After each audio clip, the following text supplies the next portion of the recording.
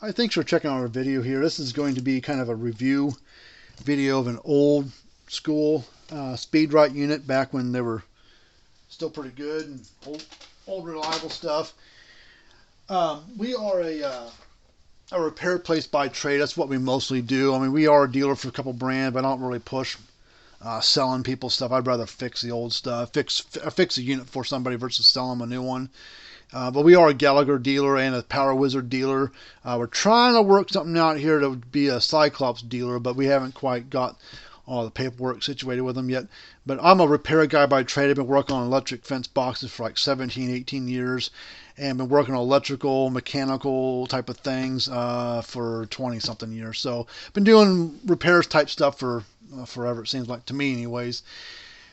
But, from a repair guy standpoint, these old school Speedrite units like these 980s, the Panther, Viper units like the 580s, 5800s, 9800s, stuff like that, the 2400, even before, smaller ones, I think that those were the cream of the crop of the Speedrite stuff. I don't know how old this unit is because the date on the serial number on there doesn't tell me anything. On the inside, there was no stickers that tell me a date on it. I think if there was, they all wore off or faded. I couldn't read them. But this is probably an early mid-90s model, I would guess it to be. Maybe late 90s if we're lucky. But this guy's had this thing since brand new. And it just finally quit here about 2 months ago, 3 months, maybe back winter or fall of 2020. It quit on him. He said he's been running it basically nonstop since he bought it new. And just loves the thing. And I love these old Speedrite. These things are really, really reliable. They're old school electronics. Let me show you one. I got a junk board sitting here. I'll show you what the boards look like. This is a board out of a 9800, a 980, whatever you want to call it. It's old school electronics, diodes and big resistors and capacitors and stuff like that. No surface mount crap to worry about. And they're just stout. They're very well built. They handle the power, handle the stress really well. And these things weren't cheap. It's probably a $500 unit back in its day, I would guess. It's they weren't cheap. $500-600, $450. I'm not sure what these things are selling for, but the guy said he's paid several $100s for it.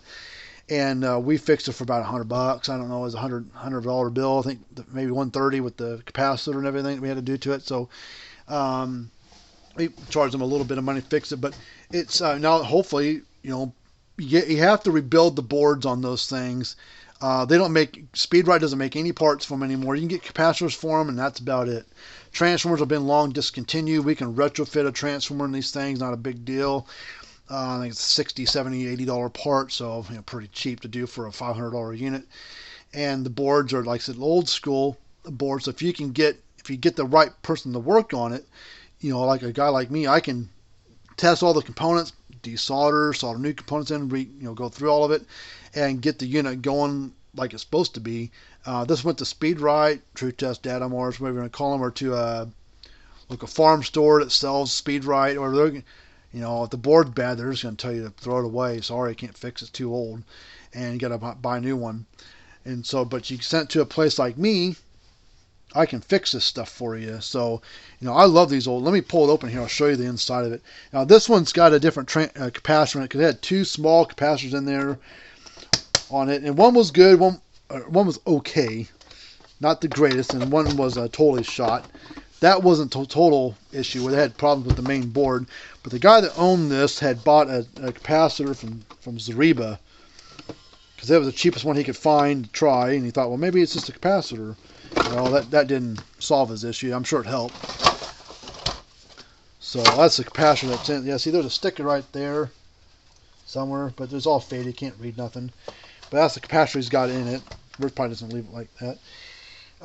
But see, this is old style, big old transformer, output board for protection from lightning, and the half power at the main board. And usually got two capacitors, one sitting here, one sitting there, pointed up, kind of facing each other like this. And he had two of them sitting there, and they're both bad. This one's a little longer, and you can't sit up vertically, so you have to lay it in backwards or sideways in like this because it's going to be too tall for the case to sit down on it. But we rebuilt the board, replaced the capacitor with one big one, and now the unit works just fine. So You know, it's if you get the right person working on it, you can, you know, it's 30-year-old unit and it's working like brand new. You know, like these transformers, you can't get these transformers anymore, so you have to be able to unbolt them and rewire and retrofit a different transformer into it. And we've done that dozens and dozens of times on these things, and I'm sure we cost Speedrite and other companies lots of money by having people fix their old one versus buying a new one. So, and some of these guys love these units, and then they'll go out and buy a new Speedrite, and like 4, 5, 6 years later, it's dead because they bought like a 6,000 or a 12,000 Speedrite, and they got those boards that are suffocated in an epoxy to protect them, but it overheats and the electronics can't breathe, and over time they go bad. And it's like, man, I had old Speedrite last me 20 plus 30 years, you know, and about the new Speedrite, I'm lucky to get 5, 6, 8 years out of it. It's like, well, you know, it's old school versus their new school stuff. You know, they just don't build them like they used to on the Speedrite stuff. I mean, they're good when they work. They just don't. The kind of money they ask for, I think they're way, way, way overpriced for the kind of for what they are on the inside, and what the kind of money they ask for on those things. There's a piece of plastic going around, so I want to get rid of. So, but yeah, I like the old school stuff. You know, this kind of guy I am, old school.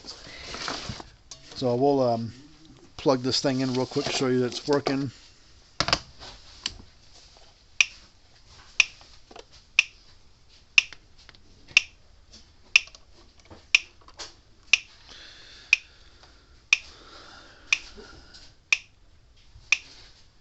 About 9,000 volts out of it. Let's see if you can do a spark jump across it and see what kind of spark it jumps.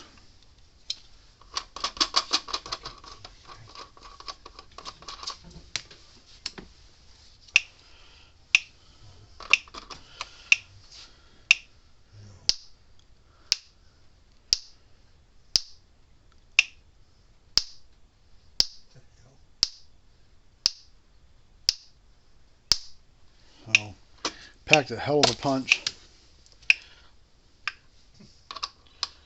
That's why they like Speedrite stuff, but and if you're going to buy a new one, I would maybe skip on spending the money to buy a new Speedrite, because this unit like says 9 to 10 joule unit output. So a comparable Speedrite today would be a Speedrite 6000 or 6000i. 6000 is a base model, basic unit, just a box that clicks, some lights, and they're about $350, $400 for that thing. And the Speedrite 12000i is bigger, stronger than this one, 12 joule. I don't know, they're like $700, $850, $900. I mean, they're probably between $700 and $800 for those. So we can fix this one for, I don't know, $100, $200, whatever it costs to fix it, $50, who knows. To fix one of these things, why not fix an old unit? Why spend the money on a new one because it's new? Huh? Not this brand, I don't. But you know, these are old school units. Put a little money into them, might run another 15, 20 years or longer. So good old units. So I'm not a huge fan of new stuff just because of how much money they charge you for them. The parts aren't cheap. The units aren't cheap. And they're just, manufacturer wise, they're just a really cheap manufacturing on the inside. They're not using the best of parts. The capacitors are pretty good because they use the same capacitor that everybody else uses basically, and the transformers are pretty reliable. But the boards and those new Speedrites, and the ones that are out right now, the 6,000, 3,000, 2,000, 12,000, whatever, those are all from the 12,000 smaller. Those are the ones I don't like because their boards are encased in epoxy and they just overheat and go bad. I got videos on that too. If you type in Speedrite 6000i repair or how to, or why not to buy a Speedrite 6000 or Speedrite 3000, just type why not to buy something brand a fence charger. I probably got a video on it. But these are good old units. So if you got one, send it in to us. Be happy to look at it. Here's your information right there. You send it to fencerfixer.com. Phone number, and call or text me anytime. phone or address to ship something to. Do work on cattle scales and low bars. We are a dealer for Gallagher and trying to get something worked out Cyclops, and a dealer for the Power Wizard brands, but I'm 90-95% repairs. I don't really try to sell somebody something unless they're wanting to know about something, and I'll mention it to them. Other than that, I'm strictly repairs. Alright, well, until next time, see you guys later. Hopefully this was some benefit for somebody. If you know somebody's got one of these old units, don't throw it out just yet. Send it to a guy like me. We'll take a look at it for you and see if we can get it going. Save you a bunch of money. We do give free quotes, so it doesn't cost you but 15, 20, 30 bucks to mail it here, and then we'll go through it, see if we can get it going, what it's going to cost, and make sure you're okay. And if you are, then we can proceed on fixing it from there and getting it back to you. And that's it. So until next time, see you later.